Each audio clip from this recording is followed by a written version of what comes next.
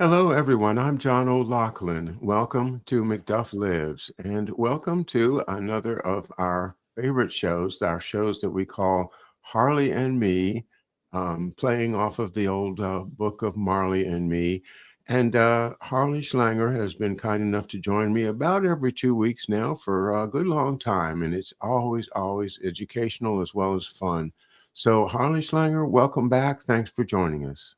Good to see you. And I saw it from your note that it's winter there where you are. We've had winter for about a month now. Well, I'm going to brag just a little bit. I just picked the last 13 cherry tomatoes off of our tomato plant.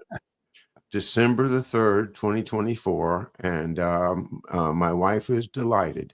So I get a lot of credit for just delivering those 13 little cherry tomatoes, and she's in heaven because she loves those little things. So we were away for the holidays and came back to a freezing environment, and I thought, oh no, the trees are all frozen. We won't have any fruit, but yay, some survivors just right on time. But that's it. No more tomatoes this year. Well, we ran out of tomatoes a few months ago, I think. Well, I knew that would hurt a little bit, but I had to tell you anyway. And tomatoes are really expensive now at the market.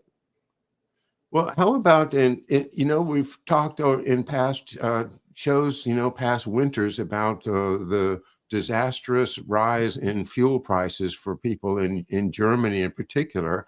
But I haven't heard a lot of wailing and gnashing of teeth over it. How is that issue going? Well, it's one of many things that people are gnashing teeth over, so you don't always hear the specifics. Electricity prices are higher. There's no way around it. Actually, yesterday we had a blackout for the first time.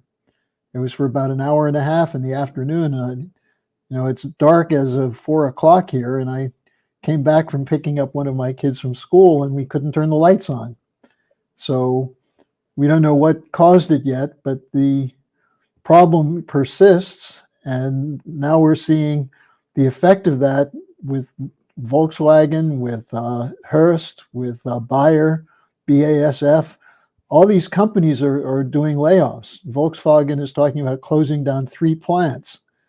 And it's partly because of the increased costs and also because they stupidly bet on the Green New Deal, the green transition. And they can't produce electric vehicles cheaply enough for people to buy them. And if they did produce them, there's not enough electrical outlets on the roads to keep the cars running. So, Germany's in a mess. In 10 days, I think, or 12 days, there'll be a vote in the Bundestag of whether there's confidence in the Schultz government. It looked like Schultz would lose, and the elections then would be February 13th rather than in September, the chancellor elections. But it's interesting. There are people who don't want Schultz out because his replacement would be Friedrich Merz, who's the head of the Christian Democratic Union, the so-called Conservative Party. Merz is a bigger war hawk than Schultz by far. Merz wants to provide the Taurus missiles. He said, we can't let Ukraine lose. And by the way, he's from BlackRock, to give you a sense of who would be the next chancellor. So as a result, the Social Democrats, that is Schultz's party, are looking at the possibility that they may have to rely on an alliance with the left-wing Sarah Wagenknecht party and with the so-called right-wing extremist Alternative for Deutschland to stop the vote from throwing out Schultz. So it's really quite intriguing now, because the same government is AFD then to the right of the CDU. Well, if you read the media, they're the resurrected Nazi party, right-wing extremists.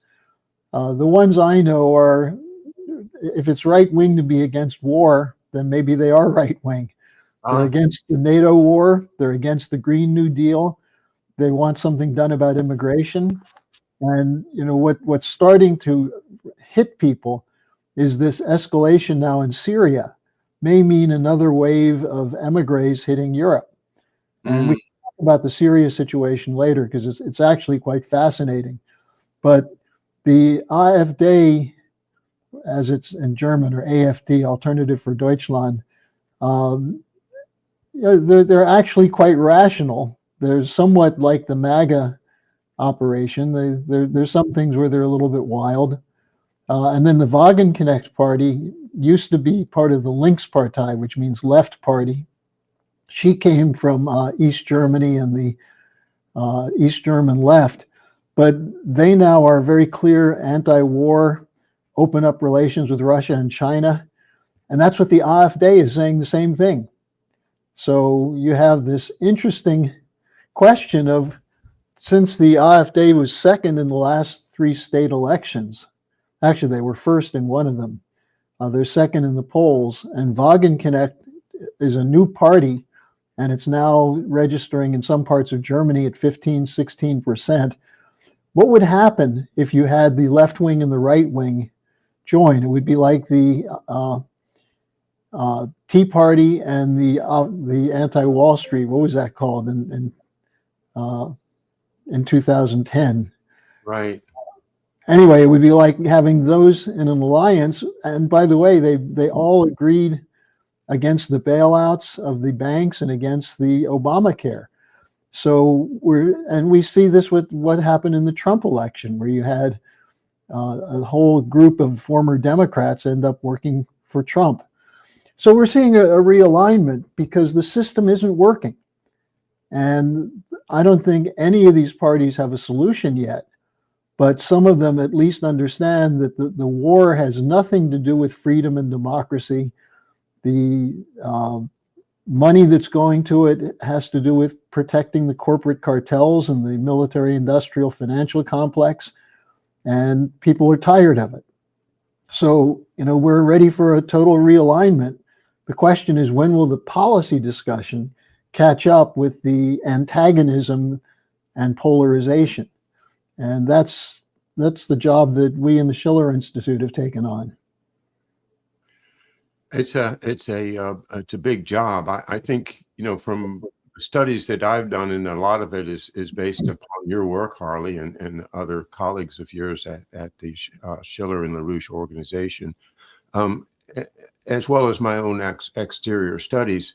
It is like a mortal sin for any American government to allow populism to become a political success story. That goes back to I guess McKinley and the Teddy Roosevelt story that you and I have talked about many times. But to dream this is my dream, is to finally see how similar my progressive far left friends are to my populist far right friends, and to close that circle around the backside of American politics, and then to create a real uh, movement. But this has been the game. It's been the divide and conquer game, to keep those of us that want, the package of things you just listed, individual rights, and no foreign wars. Why do we want to get in a war, for Christ's sake? Nobody wants that. Neither Bob Dylan followers nor Jimmy Dore followers want to have a war. It's all of the rest of them that are just psychologically controlled. And I'm sorry to say that because it offends a lot of people, but I can't see it any other way. Well, it's true, and the whole thing is shaped. Look, there's a psychological warfare operation that goes back to the end of World War II, and it has to do with what we've talked about before: the NATO, the establishment in NATO of the Operation Gladio grouping, Oh yeah, the left-right terrorism. And what I was trying to remember was Occupy Wall Street. It was in 2009 that Occupy Wall Street became active. as a so-called left-wing opposition to the bailouts of the too big to fail banks and also against Obamacare. And they had the same opposition to the Obama policy as the Tea Party, but they couldn't get together. Now, here's where there are issues that are different. The economics, and we're going to see this play out in the Trump administration, because he just appointed this guy, Scott Bessent, a hedge fund operator who is an ally, not an ally, he worked for George Soros. He was one of the leading investment operators of Soros fund management. And he was involved in the speculative assault on the pound in 1992, on the yen in 2013. He's a billionaire because of his work with Soros. Now, he is totally against any kind of banking regulation. In 2016, Trump was strongly for restoring banking regulation.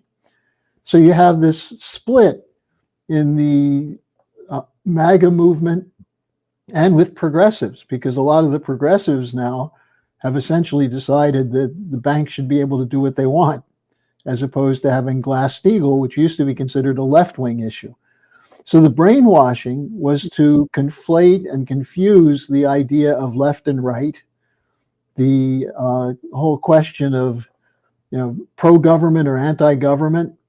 And this is another issue that's going to come up, because Musk, on the one hand, is praising Milton Friedman, as is Bessent and others. And Friedman, of course, was the leading force in the deregulation. But at the same time, they want industrial development. Well, to have industrial development, you need to have a control of the banking system by some form of regulation, as opposed to a wildcat print money when you need it system. And so these contradictions are going to have to be fought out. And that's why what we're emphasizing is the 4 laws of LaRouche, that this is how an American system policy would work, of physical economy. Regulate banking, the Glass-Steagall Act, which means you have the government involvement in this is just to make sure that the banks are not instruments of speculative finance, which they are now. And they control the Federal Reserve System. They control all the central banks, the private banks do. Secondly, you need to have a credit system that's connected to the Glass-Steagall, but you need to have some form of national credit, whether it's treasury notes, or this is what Hamilton did, this is what Kennedy was moving towards in 1963. And that's not wildcat or totally free market banking. It's where bankers are told they'll be given certain kinds of benefits, provided they make sure there's credit available for things which are good for the country. And that's what the Congress is about, to try and determine what's the good of the country, as opposed to leaving it in the hands of the bankers. The third point is infrastructure spending. Biden screwed that up. He made infrastructure the green transition. And as a result, we see flooding, we see no improvement in transportation. The situation in Germany is terrible with mass transit now. But if you have an infrastructure approach, as the Chinese do, as we used to have in Europe, it improves every function of the physical economy. When you have cheap electricity, when you have good transportation, water and power management, that increases the productivity of labor. And then the fourth point is an emphasis on technology, new technologies, crash programs and things like nuclear fusion, optical biophysics, space exploration, that will generate significant expanses in the private sector.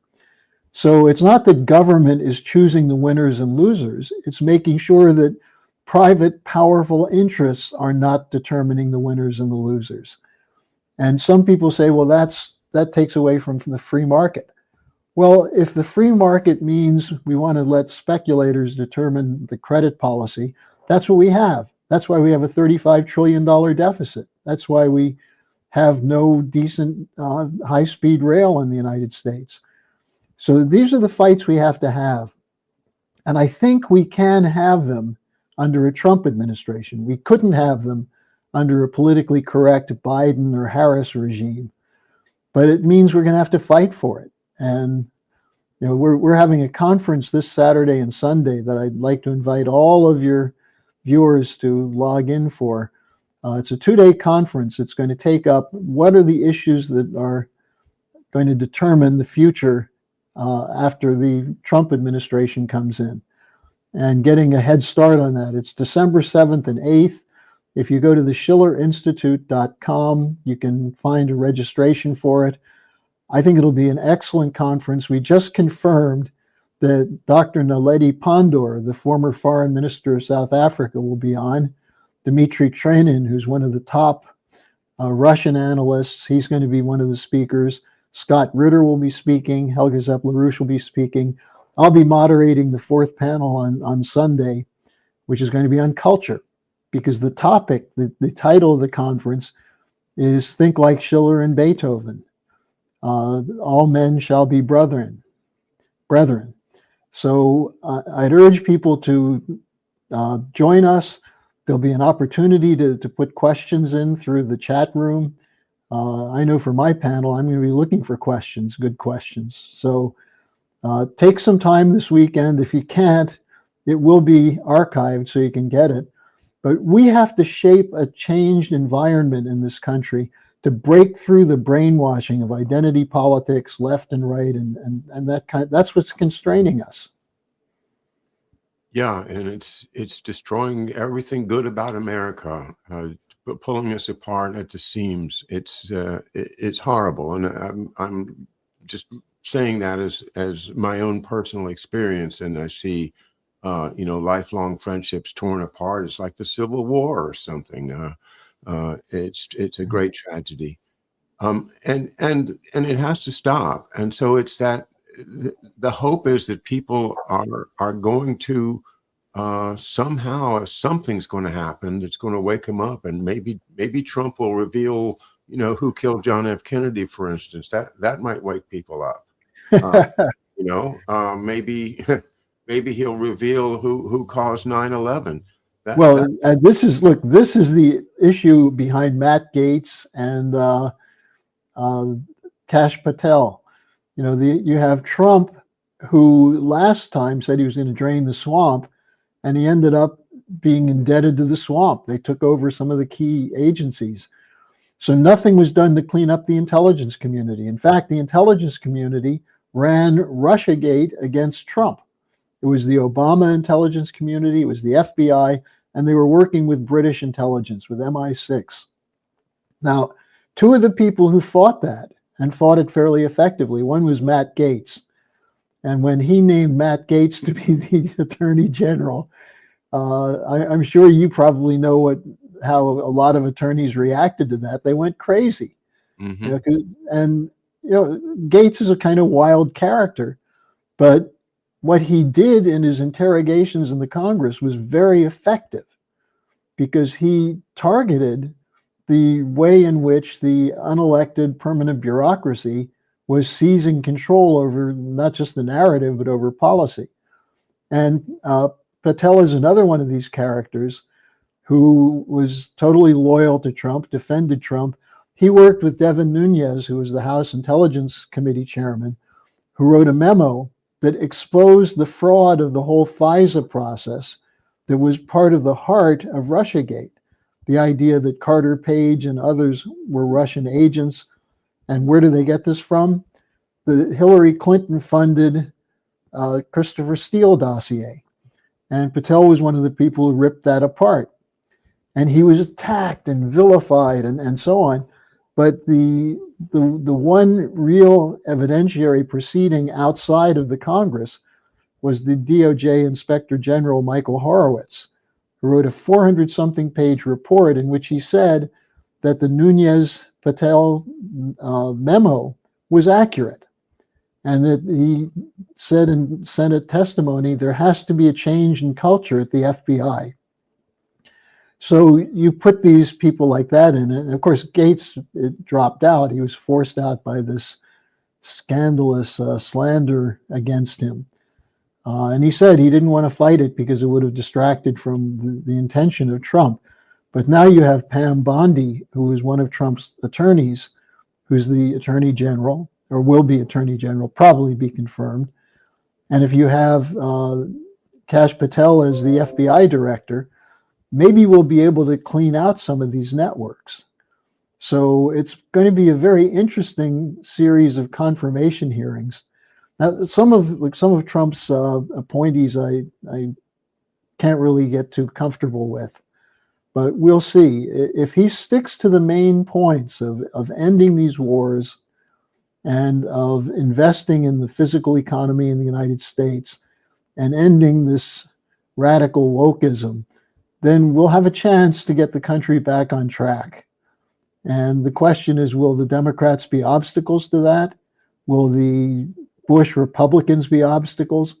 Well, that's the fight we have to wage. Well, this brings up what's really just been a very pleasant surprise for me ever since November 6th, is that the opposition didn't rise up and raise hell, and the streets of Portland haven't had their glass windows broken, and the Antifas have been quiet, and the higher level Democrats have been quiet, and a whole lot of them, people like Sink Uyghur of that very popular Young Turks. Young Turks, saying, "Oh, I can work with MAGA. MAGA's all right." But these people that were 150% Democratic, all blue, no matter who, are now saying, "I can work with Trump. Everything's going to be all right." You mentioned. I don't believe this stuff. I think somebody's got some black swan, packed away, getting ready to go flying in the holidays and destroy everything. I have a deep sense of foreboding that this is the calm before a big storm. What do you think? Well, I can talk to you about that in a moment, but just an example. You brought up Jimmy Dore before. Yeah. Jimmy Dore says he was a progressive, anti-war, anti-surveillance, anti-censorship. He thought that's what it meant to be a Democrat, and he watched the party move away from that.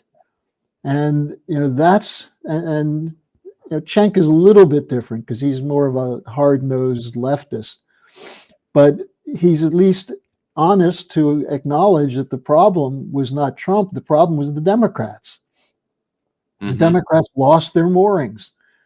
I grew up in a very not prominent, but very committed Democratic Party family. My father was a great fan of John F. Kennedy, and actually he was appointed to a national commission by Kennedy. And, the Democratic Party then was civil rights. It was against the FBI, J. Edgar Hoover corruption, against McCarthyism.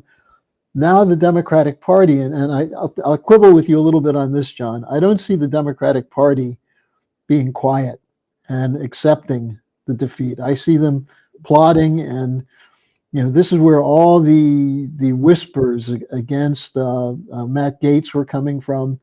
They're going to wage a battle using the New York Times, MSNBC, CNN. They're not giving up, but they definitely got shocked because they believed the narratives they were putting out.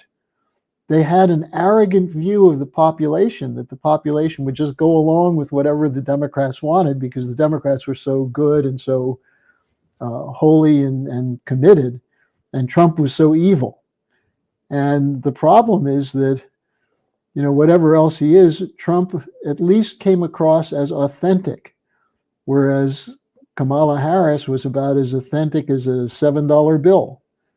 There was nothing to her that attracted people to the idea that you could trust her. And when you lose that sense of authenticity and trust, then you leave it in the hands of the consultants and the public relations guys. And the people who ran her campaign had no clue what the average American family has been facing because of inflation. And I had a couple of weeks in the US, I had a chance to see this. People, the price of eggs, the price of virtually everything, rent. The rents are unbelievable in New Jersey, even in North Carolina. And the idea that if someone's complaining about that they're probably a racist or they're probably a homophobe. No, they're trying to keep a family together. And that's what the Democrats lost it. Now, what are they going to do to try and get it back? What we see in the period since the election, Biden is flowing money into Ukraine like crazy. They're going to get $25 billion or so between November 5th and January 20th to Ukraine to lock in the war. The idea that Trump is going to be able to somehow stop the war, they're going to create such an antagonism between the United States and Russia, including the possibility of a war, that there'll be no way to end it. The same thing is going on in the Syria situation right now. All of a sudden it blows up. Now, what's that about? There's some really interesting material coming out now. RIA Novosti, a Russian newspaper, reported, and it's also, by the way, in the Ukrainian press, that Ukraine has sent some technicians to work with the terrorists using AI to help them with their offensive. Now, who else is doing that? Well, we know the Ukrainians don't have the capability to coordinate GPS systems and satellites and things like that. So who is it? It's the Americans and the Israelis. So you have the US, Israel, and Ukraine working with the jihadists against Assad. Now, then let's go back a few months and think about this deeper. Why did Netanyahu escalate against Hezbollah? Well, Hezbollah played a major role in Syria in defeating the jihadists during the civil war. And who were they fighting? The jihadists were trained by the CIA and the US intelligence community. And this is why the Gabbard appointment is so important.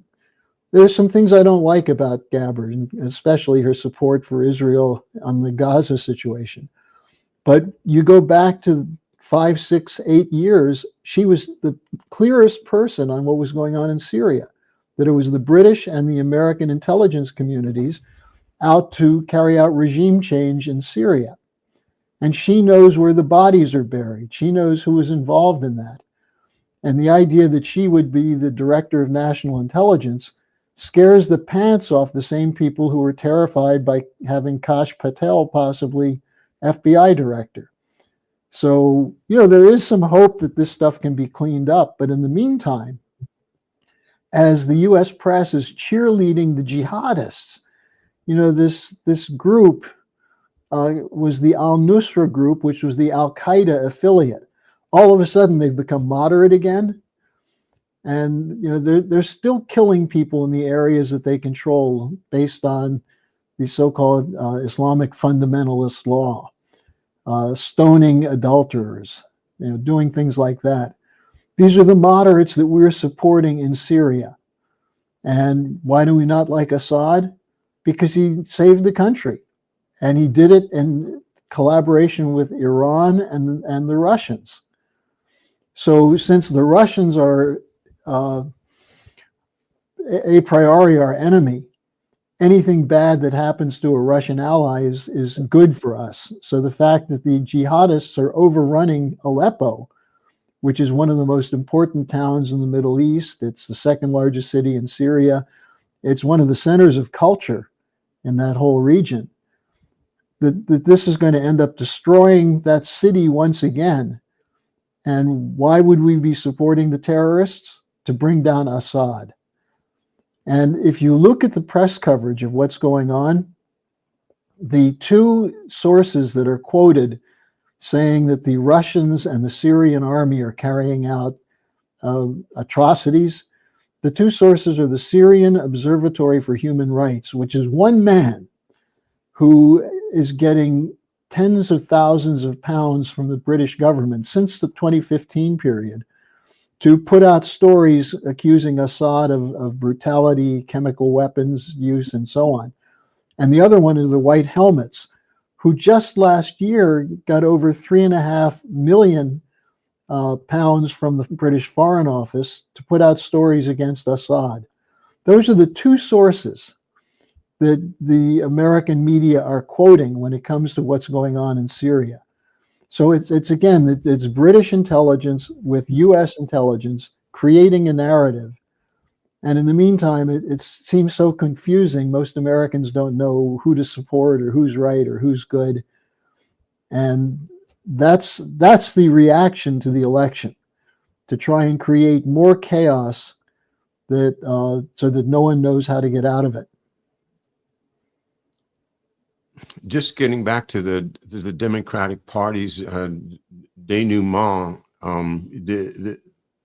the author Richard Poe, and I think his co-author was David Horowitz, back in 2008 or 9, wrote a book called The Shadow Party.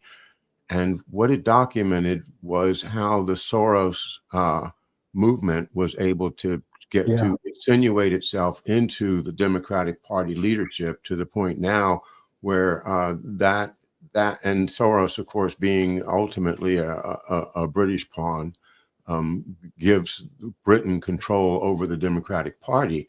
And we saw that when they sent the Labor Party activists to go campaign for Harris. You remember that? In this last election, Starmer and his party sent 100 labor activists to come to the United States to help Harris. So that's what's happened to the Democratic Party. It seems pretty clear from this point of view, since it's been going on for 14, 16 years now, that the Democratic Party got taken over by the Soros interests. And people who wanted to do all the right things still voting blue, still drinking the blue Kool-Aid. But you know who is a point man for that? Tony Blair. Okay. Blair came up with this whole idea of the third way, so that you're not radical left or radical right. Yeah. And that was the model that was used for the Democratic Leadership Council of Clinton and Gore. And it just became much more prominent. And what does it mean? It means the Democrats became neocons and neoliberals, so that they had more in common with the Bush faction, the rhinos, so to speak, than they did with the old Democratic Party of FDR and John F. Kennedy. Far removed from the good liberal tradition of FDR and JFK. And when you talk about Aleppo, and of course, I have to give you Otello's quote, in Aleppo once, where a malignant and turbaned Turk beat a Venetian and traduced the state, I took by the throat and smote him thus. That's the story of Venice. That's the story of Otello, who in my mind is Macduff, is my father, the man that wants to fight against the evil corporate state represented in his lifetime by the CIA, and I think still playing the part very well. But that whole idea of the good soldier that serves the state and then ends up being betrayed and stabbed in the back by, or even forced into committing a murder himself, that idea and brings back, when you say Aleppo and the historical resonance that Aleppo has through Christianity, through everything about the history of a place like that says, preserve it, don't destroy it. Keep it here for other people in the future to study it. And the darn Ukrainians bombed somebody bombed a very significant ancient Christian church from the 1st century recently. I guess it was the Israelis, but anyway, I don't remember the details. Just things like that happen are so anti-human to destroy everything so that they can, like a person like John D. Rockefeller, who just decides, well, I'm going to be the emperor of the world. I'm going to own every single thing, and I'm going to own every single person on it. These people are if you don't study history, you don't recognize them. But when you do, you say, oh, that's one of those psychopaths. We got to get rid of him. Well, one of the best historians is the person you just cited, William Shakespeare, because Shakespeare was in the middle of a battle in which you had the Venetians taking over England. And this goes back to the Glorious Revolution. It was 100 years after Shakespeare or 80 years after Shakespeare. But Shakespeare was there when the better part of the Tudor policy, that is the Henry VII policy, the policy of building a nation state, was under attack. And it was under attack by the Venetians, the Stuarts, coming in from Scotland with backing from France. And so it's not a coincidence that he picked up on what the Venetians were about, because the Dutch Empire that was moving in to take over Britain at the time was Venetian. And Shakespeare knew it. And that's why you have these various plays about the Merchant of Venice. You know, people say, well, that's an anti-Semitic play. No, it's the Venetians. It's making fun of the Venetian system. And Shylock was just someone who was plugged in because usury was part of the Venetian system. But he was not the biggest problem there. So, and then you bring up Othello, is a brilliant analysis of how you destroy someone who is has power but can't figure out what's really controlling the system. And that's why he got manipulated. That's how Iago was able to find his weakness and destroy him. And we've seen that happen over and over and over. And again, on this, I'll just cite another historic precedent. Abraham Lincoln used to recite Shakespeare plays at cabinet meetings when people were getting riled up, and the so-called team of rivals effect. And he would, especially Macbeth was one of the plays that he liked. But I think Hamlet was the other one.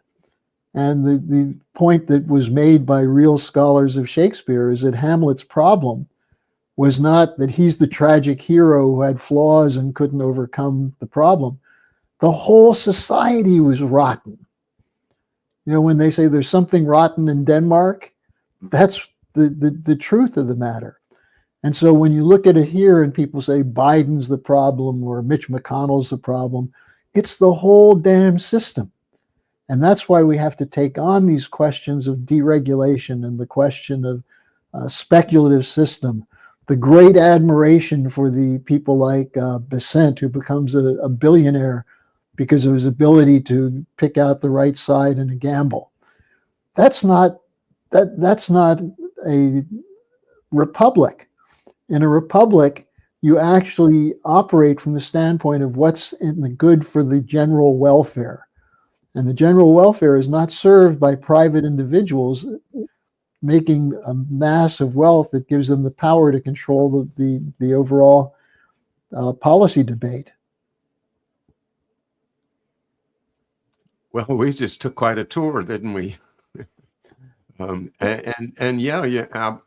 what I've been saying to folks for some time is, if you want to study this stuff, just go to larouchepub.org and look through the articles of the archived articles of Executive Intelligence Review and get a lot more depth into your understanding. To me, I've recently been rereading Against Oligarchy by Webster Tarpley, which really, I think, traces the development from Venice into England very, very well. And I recommend that to people. It's the history we should know. And sometimes, it's not so well documented, but so you have to study the whole long narrative to realize that, this whole narrative is really the history that we should be following, and not just the cover stories that they present to us in so-called history books. Rockefeller's effect on American education has been brutal, and Rockefeller's effect on American medicine has been brutal. Mm-hmm. And unwrapping all of these horrible foundations and NGOs that we've created with our government support and our taxpayer support are just their tools for advancing the interest of the already elites, the great barons of the oil companies and finance are benefit by giving us an educational system that doesn't teach us how to think, but just wants us to be compliant servants. Well, let me give you an example of how that works from the more recent period. You don't have to go back to Shakespeare for this. Lyndon LaRouche debated a leading left Keynesian economist, or a liberal Keynesian economist named Abba Lerner. Shortly after Nixon took the dollar off the gold reserve and took the steps in August 1971 that led to the floating exchange rate and all the collapse of physical economy of the last 50 years. So in debating Lerner, what Lerner argued is that ultimately we need to have austerity to tame inflation, and that's what has to be done. So here you have a liberal economist saying cut wages. Nixon was right to do the wage and price controls. And LaRouche attacked him as a Schachtian, saying that these are the policies that Hjalmar Schacht, who was Hitler's Minister of Finance, implemented first in the 20s during the Weimar hyperinflation, and then in the 30s under Hitler, which led to the concentration camps. And Lerner said, well, had Schacht's policies been followed, Hitler wouldn't have been necessary. Now, of course, the reason you needed Hitler to do Schacht's policies is you had to crush the opposition to destroying the living standard in Germany. Now, here's the irony. Lerner was a left Keynesian. There's such a thing as a right Keynesian, and the things about Lord Keynes is primarily he's a monetarist. That his view is that it's monetary theory that determines economic policy, not physical goods production. And so in 1978, Milton Friedman was on a radio show in Atlanta. And this is when there was a whole debate over what to do with the beginnings of inflation under Carter. And Friedman went through why we need austerity. So I called into the station and said, well, you're promoting the policies of Hjalmar Schacht, Hitler's Minister of Finance. And Friedman blurted back, oh, you're a very evil person for saying that. Schacht was really good. Had Schacht's policy been followed, Hitler wouldn't have been necessary. So here you have the right Keynesian, the left Keynesian with the same line, that we needed a monetary solution to squeeze the inflation out. And the person they chose as a model was Hitler's finance minister. Now, the reason that's important is all of a sudden Friedman's in the news again. Elon Musk and his Doge committee. You know, Musk should know better because he actually has built his companies based on scientific and technological advance. And for that, he had the benefit of, in some cases, government money or tax policies that enabled him to do it. Fighting Friedman puts him in the wrong universe. So this is the kind of fight we have to wage to get people to understand where these policies come from. They're not self-evident. And certain people push them because they benefit from it. And the argument that the trickle-down theory, once you get the billionaires rich enough, they need to buy more yachts so that people will be hired to build yachts. That's not an economy. And that's the fight we have to wage. Elon Musk published his 10 top books list on Twitter or on X and said, and one of them was called The Wealth of Nations by Adam Smith. Oh man. I mean, and I thought, oh no, that's bad because, you know, that goes along with the Doge idea of what, you know, Doge meaning the Duke of Venice in the Venetian Italian. It's just, they call him the Doge. And that Doge is the leader of the Venetian Empire for hundreds and hundreds and hundreds of years, based upon the complete control of transportation and the complete control of the currency. And if that's where we're going, it's going to be a cold winter for a lot of people. That is, you know, the big swing of the pendulum away from Keynesian, you know, spend the money, print the money, to no, don't print the money, don't give them anything, just let the chips fall where they may, and let the bodies fall where they may But, as but well. both start with the same conception, which is money. That money is the determination of whether a policy is good or not. GDP. And LaRouche one time made this joke. He said, look, what's a better investment? $10,000 into a whorehouse or $10,000 into a steel mill? And most people would see that, well, in a bordello, you'll make an immediate return. In a steel mill, it might be 5 years before you get a return. Well, so what's the better thing for the society? And that's, in a sense, the morality is outside of the money system. It's the quality of thinking about what is of a benefit to a society. And if it's just quick money, quick bucks, well, then you've lost morality. You've lost the moral fitness to survive.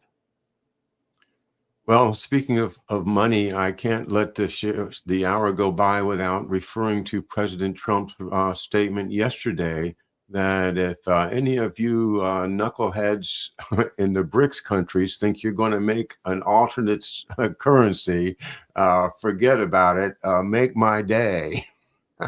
Well, he should actually talk to Putin. This is why it's important for him to talk to Putin, because Putin has made it clear the BRICS are not necessarily about a new currency. They're about changing the relationship of the dollar as a weapon in the hands of the West. And he said, look, we're not out to replace the dollar. The dollar is at this point still irreplaceable. But the dollar, to the extent it represents the current policy of the Anglo-Americans, it's a threat to the world, the weaponization of the dollar with sanctions and so on. That's what they're fighting against. And also to have a credit system such as the Russians and the Chinese have toward Africa. I was laughing today listening to the BBC praising Biden for his trip to Angola, because we're going to build a very short railroad in Angola. And Biden said this is the beginning of America's involvement in infrastructure in Africa. Well, when are we going to get some new railroads in the United States? But even more importantly, the whole point is that this is one little drop. And the BBC commentator made the relevant point. Is Biden really serious about challenging China in Africa? Because if so, this one little railroad's not going to do it.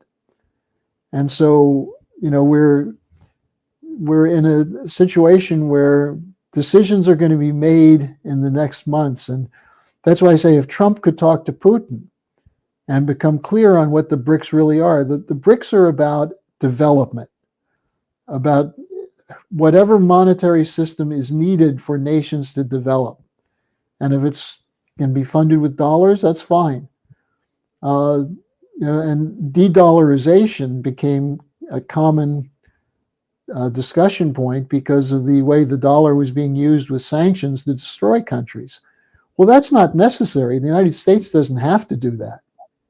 And we still have a capability here because of the physical economic power of the United States that if we reversed away from this current policy, countries would be happy to trade with us. So, Putin is not, and the Chinese are not saying we're going to take away the dollar, but that's what Trump is being told. And so this is an example of how the control of the narrative controls the policy. We could end up at a war because of this misunderstanding. Because if you put a 100% tariff on Chinese goods, do you realize what that's going to do to American manufacturing? Because there's so many goods from China that are part of American manufacturing. A 100% tariff means we won't be able to afford them. No supply chain, right? Yeah. And are we then going to be able to have the credit immediately to reverse the losses of the United States? Well, I think Trump said something today which is interesting, which is he's going to oppose the Nippon Steel taking over U.S. Steel.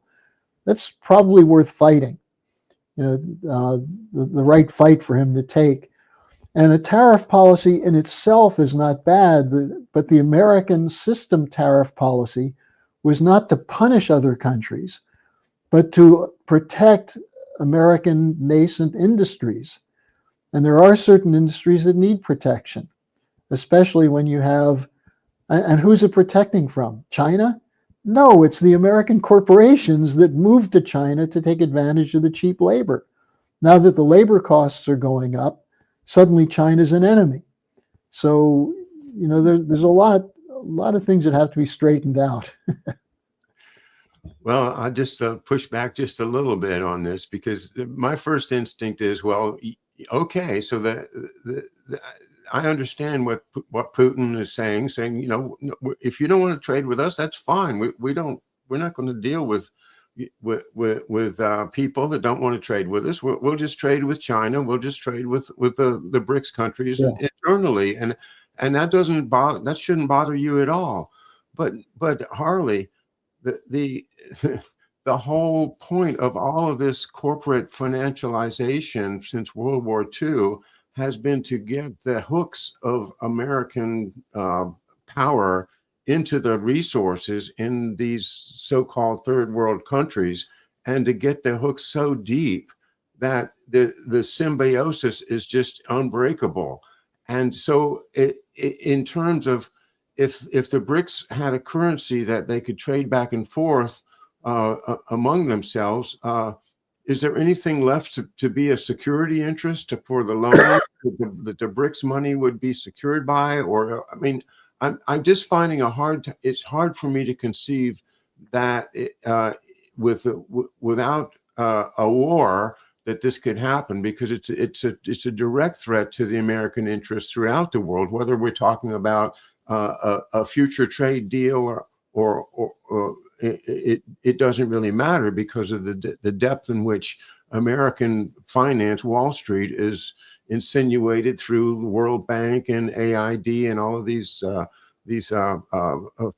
facilitators that basically make the whole country in hock to the United States if they don't pay the loan. The whole Perkins scenario has been embedded around the world. So, and the other thing is, to actually have control over the currency of our government would be a nice thing. That's what the Constitution wanted us to do. Yeah. But we don't. We have a Federal Reserve System that runs everything. So what's Trump going to do? Well, remember about a month ago where somebody asked, was it Powell? If Trump told you to resign, would you resign? And he says, no. Yeah, I'm sorry. But John, you're putting your finger on the real issue here, because the real issue is not the question of the BRICS or the non-BRICS. The question is, the historic dynamic is away from imperial exploitation. And the question of an empire, it works as long as you can weaken the countries you're looting and keep them weak. What happens when they band together? What happens when they say, we're not going to give up our raw materials? We're seeing it with the French. The French were kicked out of West Africa, Mali, Burkina Faso, Niger, and so on. They're at a loss right now. They're trying to get in with Nigeria, and the Nigerians are willing to play them off against the British, but they're not going to give the French their oil. Now, what's happening in France? The mighty Macron, his government's going to fall today or tomorrow because they can't get a budget through. The country's totally divided. This is the thing people are missing about the Trump victory. The Trump victory was the result of the collapse of the mainstream Republicans, the so-called rhinos, and the mainstream Democrats. Now, the two-party system still has the same flaws. If you have bipartisan support for war, what good is that for the people of the country? Now we see collapse of coalition governments in Germany. And I'm serious, keep an eye on this. In the next couple of days, the government that was installed by Macron is going to collapse in France. And then what? What's going to happen with the euro? What's going to happen with the US-European trade operations? So the all-powerful dollar has its power because the rest of the world submitted. And after the collapse of the Soviet Union, there was no alternative. The BRICS are an alternative not to America, but to Anglo-American corporatism. It's a system. This system is rotten. Now, there's no guarantee that it can be replaced without a war. And in fact, we're in a war right now. The Americans were killed in Ukraine recently.